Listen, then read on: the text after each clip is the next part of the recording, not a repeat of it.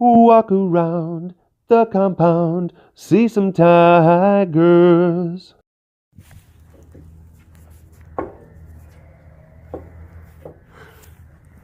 Hey. Hi, mister.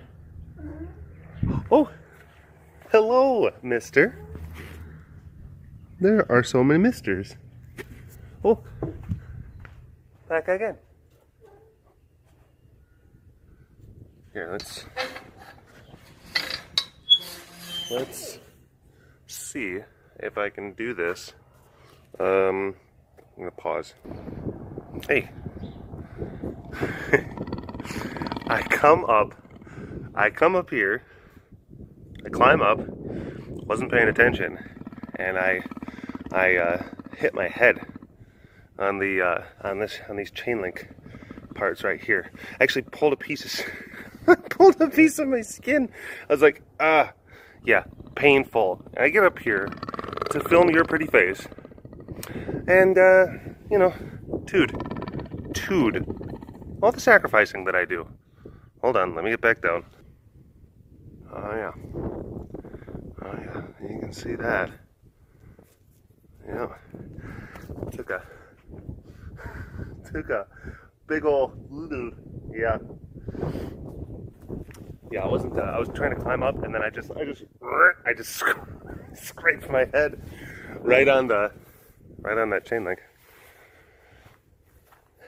It was not the most pleasant thing.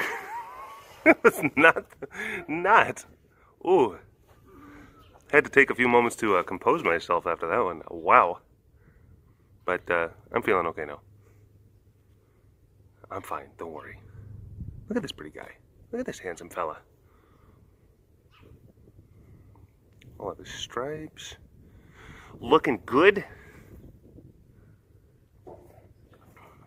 And he's very cute. He's very handsome and he's very cute. It's great. It's a deadly combination of handsome and cuteness, because they're two separate things. Like sometimes people say, like what? Like handsome, cuteness. Like what's the difference? So like there's a big difference. Like handsome is more of like a, you know, more of a suave and debonair kind of thing. It's more, maybe more of an indicator of attractiveness and maturity. While cuteness, I mean, well, babies can be cute. And, you know, I wouldn't sit there and try to ascribe, you know, qualities of attractiveness. Unless you're one of the folks that Chris Hansen likes to talk to. Why don't you go take a seat right over here? I was just, oh no. I was just getting something to eat. Oh, yeah. Hi, Sass. Hi, baby. How are you? Hi, baby. What do you know? Cougar stuff. Look at her tummy fur's growing back in very nicely. That's good. That's good. Oh my. Oh, he was about to do cute stuff. Man, 2 casts in a row. He's about to do cute stuff, and then he just kind of bails last second. Hello, all you big cat lovers out there. It's me, Derek, again. Welcome to another super duper fantastic episode of the Walk Around the Compound webcast. Oh, sorry, Z. Sorry.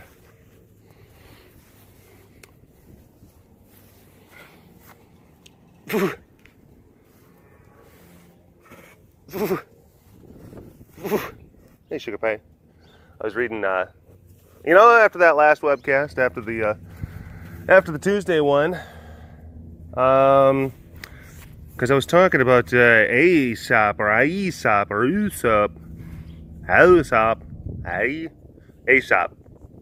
the Fable guy. I went and found my old Aesop's Fables book, and I started reading into it. And I read the foreword. I read the introduction, which I had never done before. There's plenty of times where it's just like, I don't want to hear this other person talk about the book. I want to read the book. But I decided to read the foreword, and it was written by this, I think it was a G.K. Chesterfield or G.H. Chesterman or something like that. I don't know. He was a turn of the century English author, poet, philosopher. Born in like the 1870s, died in the 1830s, I believe. Not, wow, wait a minute, is he a time traveler? No, born in the 1870s, died in the 1930s, sorry. And some of the stuff that he wrote, I thought was pretty, pretty good. And for those of you who are not familiar with the Fables of Aesop, mostly going to be different things with animals, like, you know, the stories that you've heard like time and time again, like Tortoise and the Hare. But, you know, you got like the Lion and the Mouse. You got the Goose Who Laid the Golden Egg, the Boy Who Cried Wolf, the Dog and His Reflection. You know, those are like those timeless tales. Universal truisms, and what's not. Stories that resonate across time, across thousands of years, even. Or stories that can also give us like a glimpse into the some of the value system of ancient peoples. And then you can also kind of see, like, okay, well, which one of those, what are some of the value systems that have stuck around, that people still hold true, and then which are some of the value systems that, you know, maybe have kind of amended a little bit. But a lot of the stuff, it's like, it's just still rings true, and they're interesting.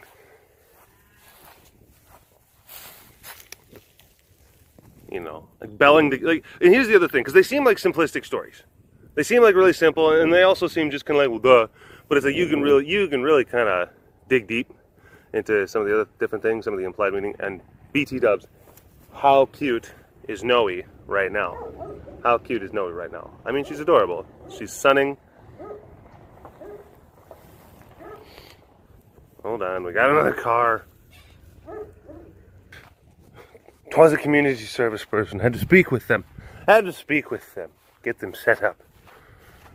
Oh, ace.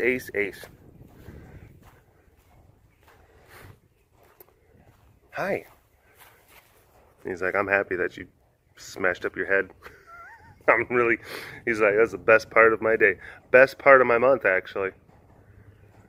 Greatest thing ever. And I got to see it. I got to have a front row ticket.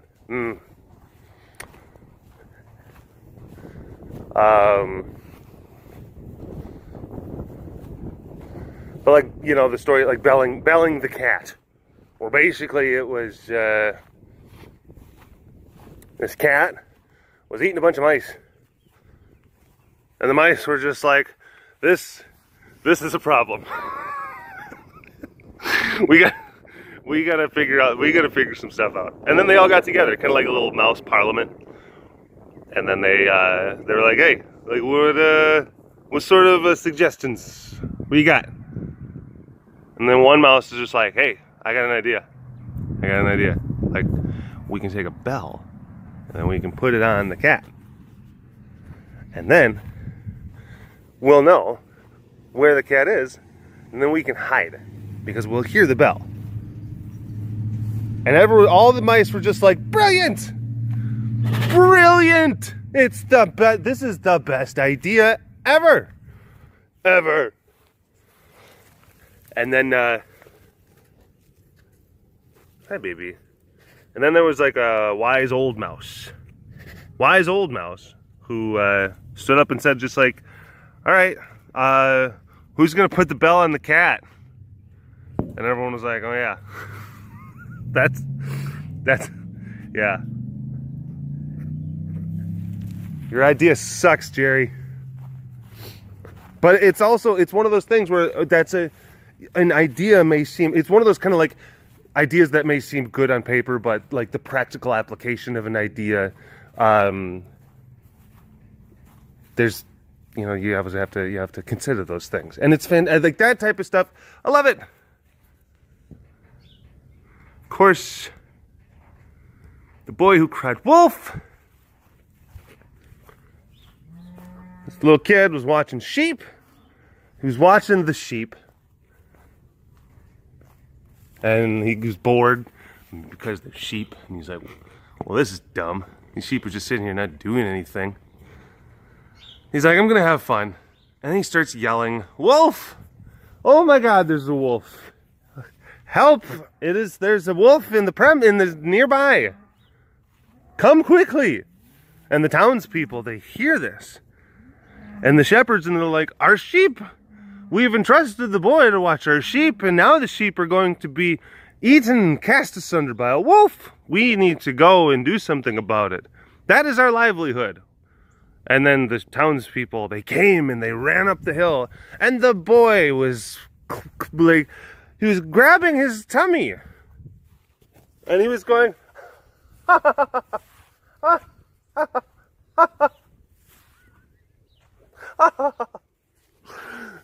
you guys are dumb.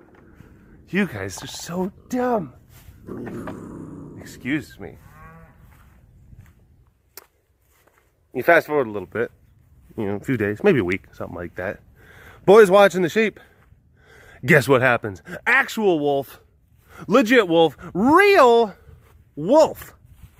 The kind that eats sheep. And the boy yells again, and he says, there's a wolf. There is actually a wolf this time. There is people in the town. Wolf, I have been entrusted with the sheep, and I'm supposed to alert you to such things. So please come quickly, because this thing is big. It's got a lot of teeth. It is killing our sheep as we speak. I am watching this. I am watching it. Oh, the carnage. The people in the town were just like, isn't that motherfucker who was talking wolves and stuff last week? Damn. And then they just like kept on playing cards or whatever they were doing down in the town. They didn't come. They didn't come. They're just like, he's probably full of beans and turkey. He's probably full of beans and turkey. And, yeah. All the sheep got eaten. And it was that whole, never cry wolf. Don't say things, don't make false accusations, or don't say things happened when they didn't, or don't exaggerate claims for whatever reason, because basically it takes away your credibility. It takes away from your believability when you actually do have certain things happen to you, and you can see that throughout history time and time again. Well, you lied at this one point. How can we believe you? How can we ever believe you? You can break these things down. It's really great. A lot of stories about like animals talking to each other. Like, okay, I was talking like some of the more obscure stories are actually some of my favorite ones. Where it was, there was one, probably one of my favorite ones, is where these two travelers, these two dudes, they're going through the forest, and they get caught by a bunch of apes. By a bunch of, you damn dirty apes. They get caught by a bunch of apes. The kingdom of the apes. And they're brought before the king of the apes. They're brought before the king. And the king is like, hey, you're trespassing. Like, I don't know if you read our bylaws, but that ain't cool. What do you got to say about that? And the two travelers were just like, oh no, these apes are like, they mean business. And they're like, hey, you need to say some, tell me what the king ape was like, hey, what do you think about us? About like our ape culture, our ape society. What do you think? I want to know your opinion. First guy started just laying it on thick. Just started absolutely schmoozing. I was like, oh my gosh, you are just so amazing. This society is like the bee's knees. Have you ever seen a bee's knees? Well, they're pretty cool, and so are you. I wish that I was an ape. Then I would be able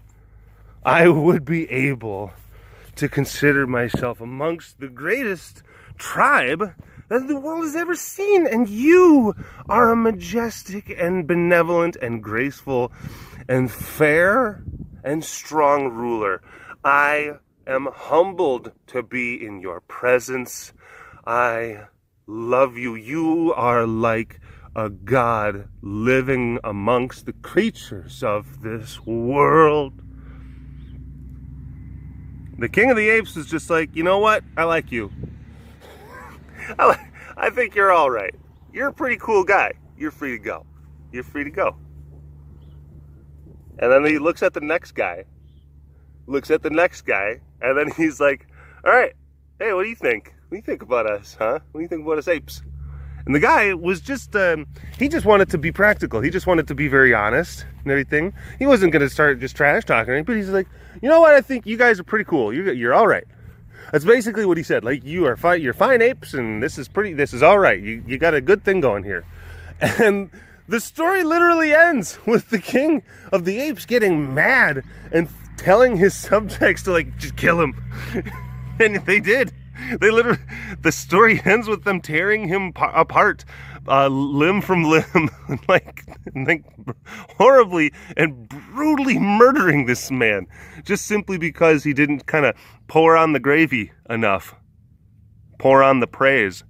But even then, like, it's like, all right, what sort of thing can you draw from that? And I guess it's like, I don't know your audience, understand when there's when you may be kind of like around an audience that is going to be unreasonable, and I don't know, maybe tailor your approach so you can at least live. Sometimes a good bit of BSing is going to save your skin. Remember that, kids. Just use it selectively. That's kind of the thing I got from that one. Oh gosh, I'm just going to start telling fables, like some of my favorites. Excuse me. Or there's the one with the grass and the tree. I think I've told this one. I think I've even told this one on the webcast before. With the grass and the tree. Where, the tree was basically proud. The tree is just like, look at me, I'm a tree, I'm so big. And look at you, you're grass, you stink. I am big and tall and strong and proud, and you could be plucked from the ground by a man's fingers. I, on the other hand, would need so many I would need all of the fingers in order to be plucked out of the ground. I am therefore that much better. And then, a gale of wind, a gust of wind, it starts blowing, goes, it starts blowing, starts blowing. And then oh my gosh. And the tree is like, I am stronger than this wind. And the tree, like, just like into the wind, like that. Meanwhile, the grass is just like, oh, wind. It's just going sploosh. It's just, we're here. Tree was fighting the wind. Eventually, the tree, it just knocks over. It gets knocked over. And the tree, now the tree is like by the ground, and it's like, oh no, like, oh my god, help, I am a tree, I'm on the ground, I'm supposed to be up this way, and I'm like this way now. This is a predicament. And then he's like face to face with the grass, the tree is, and he's just like, how come you're still standing, you're still alive? And the grass basically said, like, it's simple. When we come across something that is so much stronger than ourselves, we have the sense to be able to just like bow and just bend. And we have the sense to be able to just swallow our pride and let the strong thing, the force that is clearly stronger than us, we let it just pass over us. While you, The proud tree. You would not relent. You would not yield because you're so proud. And look at you. Look at you now. Look at you now. Your pride. I think it says that pride cometh before a fall kind of thing. So yeah, like a literal fall. But that's the thing. And that's what this G.H.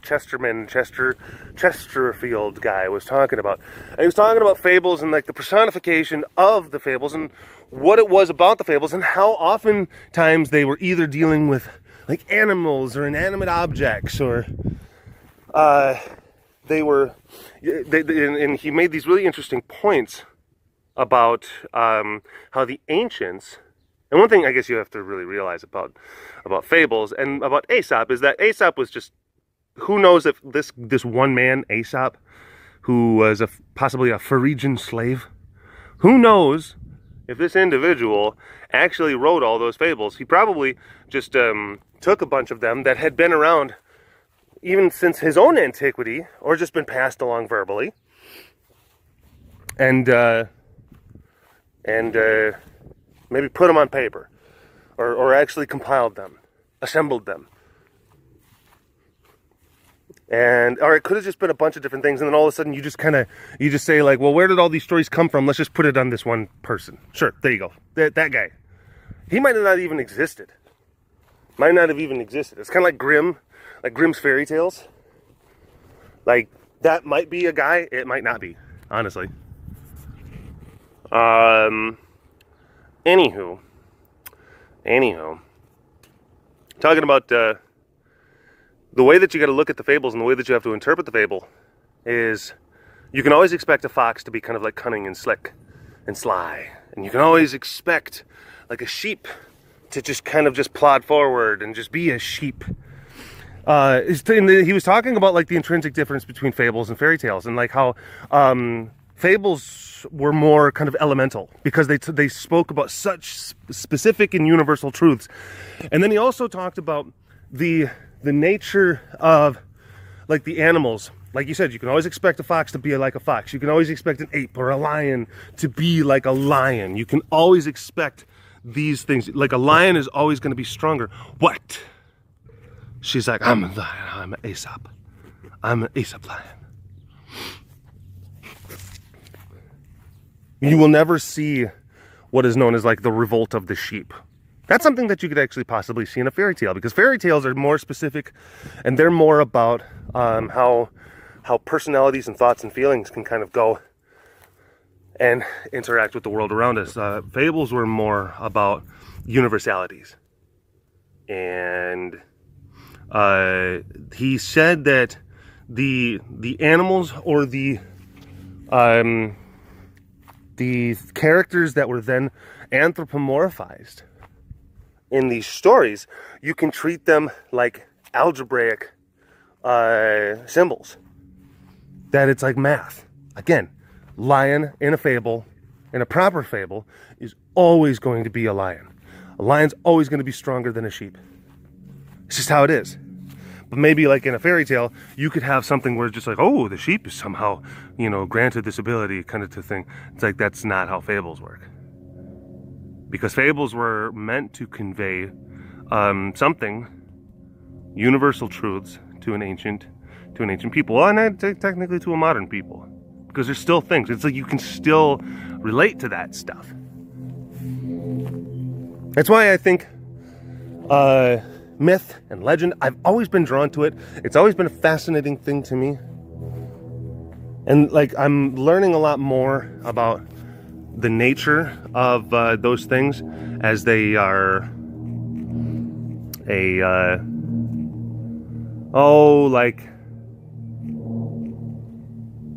the psychological ramifications, I guess you could say, of myth and legend and fable, in the development of religious stories, religious iconography. Because here's the thing, there are stories and cultural different things. Hi, baby. They resonate for a reason. And people, they have the intelligence and they will be basically the arbiters of these stories. And the great thing about myth, and the great thing about, excuse me, had to cough. The great thing about those things, and they talk about, well, a lot of this stuff was passed like through word of mouth. Exactly. That's actually part of the greatest strength of a lot of this old stuff, is that it was passed by a word of mouth, and that every iteration, every generation, they were able to kind of like add their own little tweak, their own little thing, and it caused the story to become even more than it was originally. It caused the story to be even more resonant. It became like a cultural expression that was able to then pass through time, because it had the elements of multiple different generations. And some of these stories, you can, like, they span the course of centuries, even thousands of years. And they had an evolution process through the course of those thousands of years, meaning they had influence, that the people that lived and retold those stories and put their own little twist on them, that they influenced like the nature of it, so that by the time it hits you, by the time it hits your ears, it has gone through like this filter, this great filter of humanity, and all of the truisms, all of the things that people either consciously or unconsciously know to just simply be. They put their sense of identity, their sense of selves, their sense of morality into a lot of these stories. And I think that's a fascinating thing. I think it's so cool. Here's the thing. I know that possibly after this, people are like, I kind of want to hear a web series where Derek is just doing his own take, his own interpretation on like fables and old stories. Maybe I could do that. Maybe I can just kind of walk around and just do it, because it doesn't have to necessarily be like me talking. It can still be the cats, and I'm talking to the cats, but I'm just like telling like old fables and fairy tales, but through my own lens and my own filter, in my own way. Maybe you'd like that. Who knows? Fable time. But I kind of like that Chesterfield kind of thing, how he was talking about, because he very specifically talked about like the difference between fables and fairy tales, and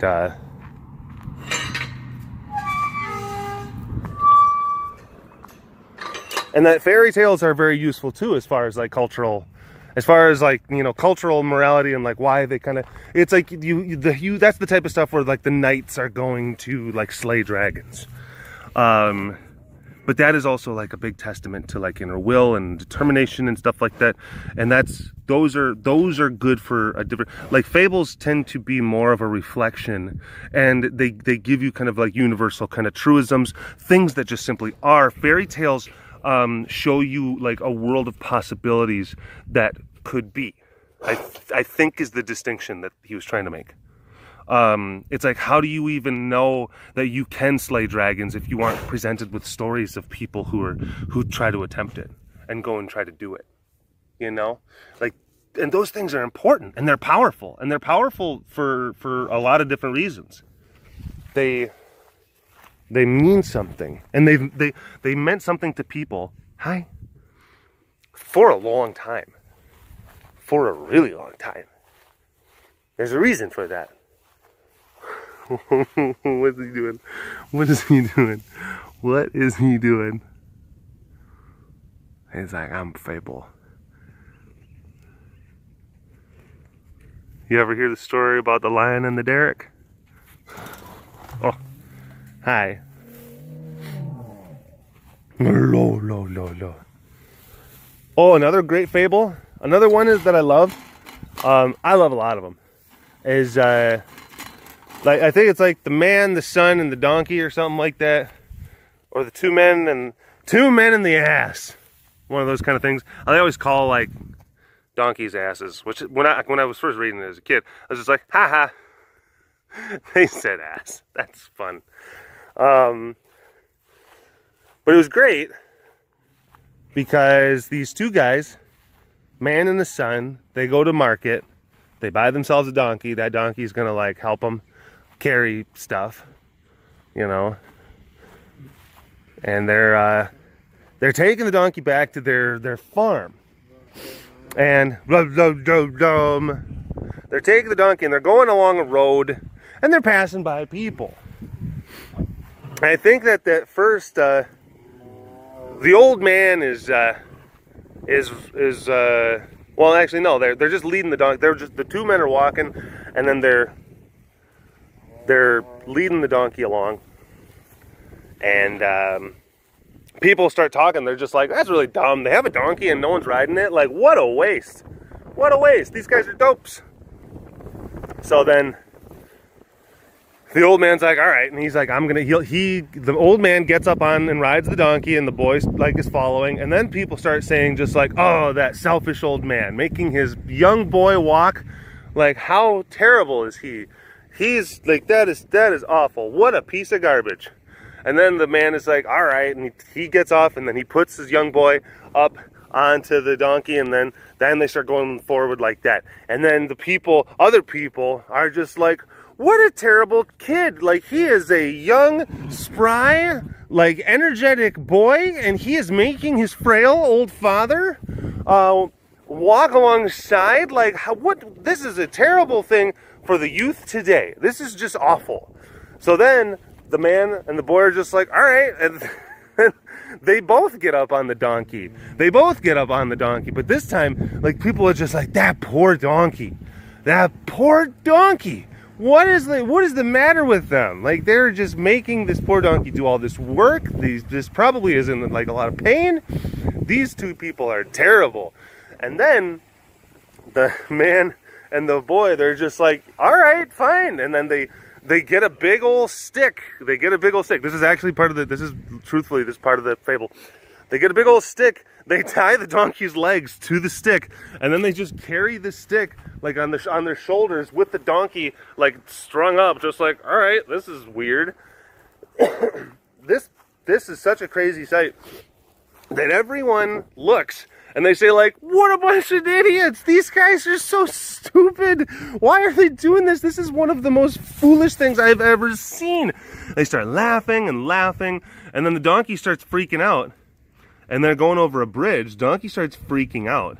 And the boy and the man can't hold the donkey anymore, falls off the bridge, goes into a creek, and because the donkey's tied up, he drowns and he dies. Yeah, Fables. It's just, hey, look. The moral of that story is basically just like, don't listen to your haters.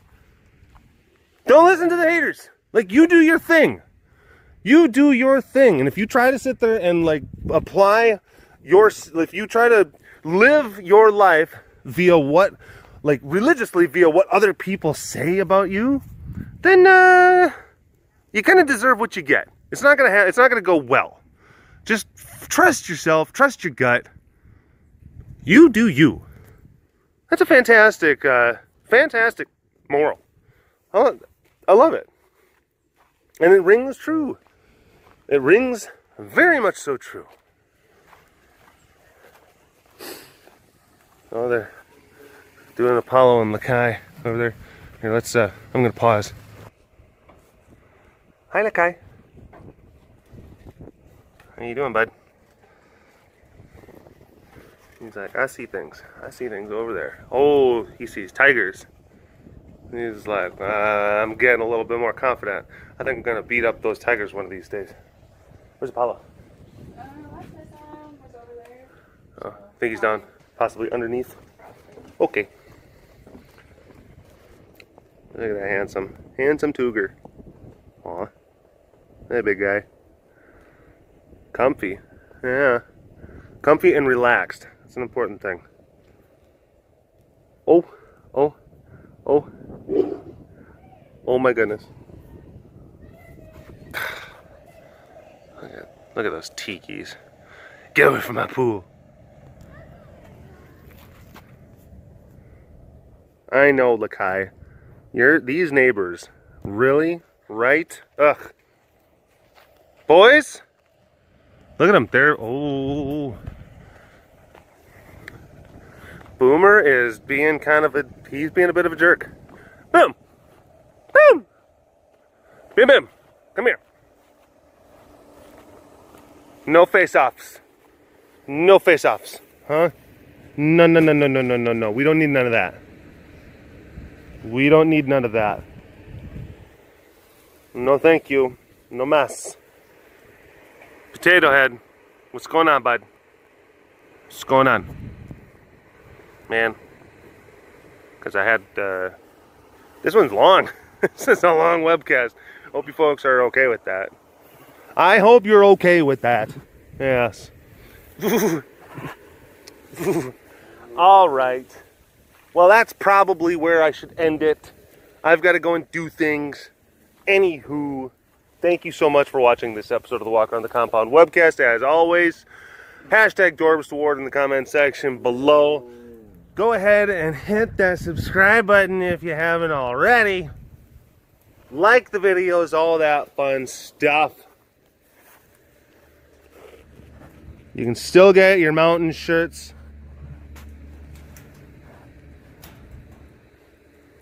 Celestial Bonnie, Cosmic Zoobs, Pete's 10% off. The Mountain. Look at these guys. They were just being jerks to each other, and now they're being so sweet. So sweet. Tikis, I tell ya. I tell ya. Anywho, we'll talk at you folks later, alright? Alright. Bye-bye.